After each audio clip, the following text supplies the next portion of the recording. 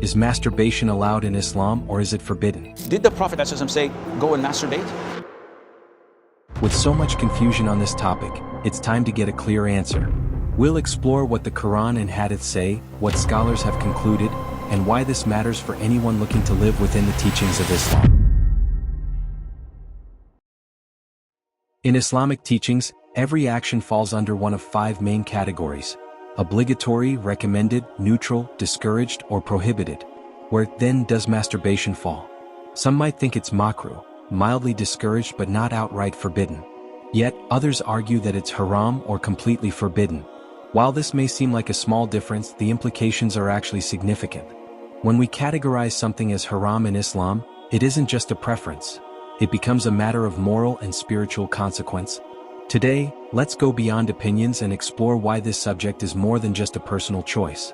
Understanding the Islamic stance on this act requires looking at foundational sources, including the Quran and Hadith, which guide Muslims on how to maintain purity in actions and thoughts. So why would Islam take such a strict stance on something that seems so personal? To answer this, let's explore both the historical and scriptural context. Islam, at its core, emphasizes purity, both physical and spiritual. When it comes to sexual ethics, Islam is unique in the way it balances human desires with moral boundaries. For instance, in the Quran, Allah addresses believers with verses that guide them toward protecting their chastity. One of the strongest references here is in Surah Al-Mu'minun, 23:5-7, where Allah commands that believers guard their private parts, except with their spouses or those whom their right hands possess. Now, this may seem straightforward, but it has deeper implications. Think about this. In these verses, Allah categorically describes any form of sexual gratification outside marriage as a transgression, labeling those who seek it elsewhere as transgressors. When Islamic scholars interpret these verses, they see a clear boundary set by divine command. Pleasure must be sought within marriage with no exceptions or alternatives. This isn't just a suggestion, it's a firm stance deeply rooted in the Quran. Furthermore, the Quranic focus on self-restraint and control over one's desires isn't limited to just sexual matters. Self-control is a recurring theme, whether it's in dealing with anger, envy, or other urges. By linking sexual ethics with self-control, the Quran teaches Muslims a holistic approach to purity that applies to both thoughts and actions. To understand how Muslims should navigate personal desires, let's look at a key moment when Prophet Muhammad, PBUH, addressed young men. Knowing that youth face strong urges and challenges, he advised them to marry if they were able, as marriage serves as a shield that protects one's chastity. But for those who could not afford marriage, his advice was clear: fast.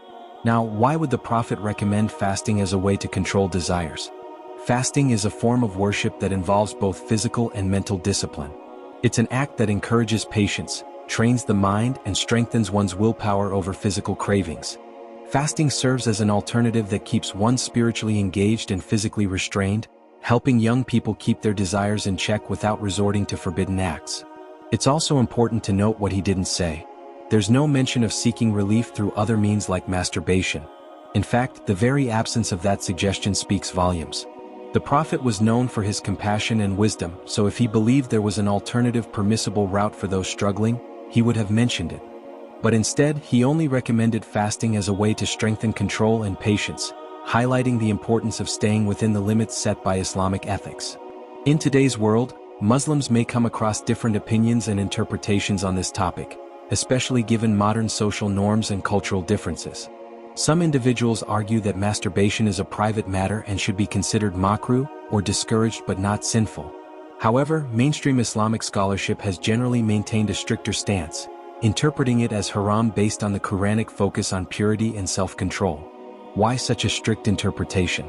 Islam places a high value on protecting chastity and promoting self-discipline. For Muslims, desires are not something to suppress entirely, but they are something to manage responsibly within the boundaries of marriage.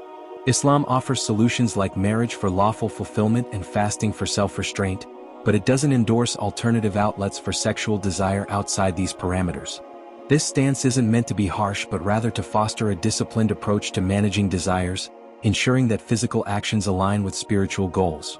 By discouraging or forbidding acts like masturbation, Islam guides Muslims towards habits that reinforce control and protect their moral integrity. For scholars, any action that weakens this protection is considered serious, and for many that includes masturbation. For those who struggle with this, especially in an age where sexualized content is more accessible than ever, this ruling might seem incredibly challenging. Islam recognizes that controlling one's desires requires strength, and it offers practical steps, like marriage and fasting, as ways to support that journey. If marriage is out of reach, fasting is not just an alternative but an exercise in discipline that builds spiritual and mental resilience.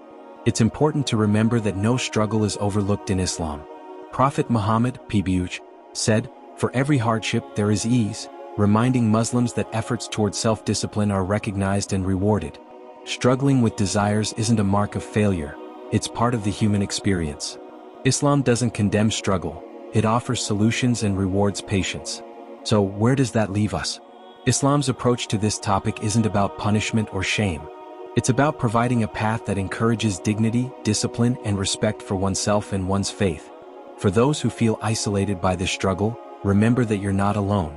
The teachings of Islam are here to guide, not burden, and they remind us that there's a higher purpose in every challenge.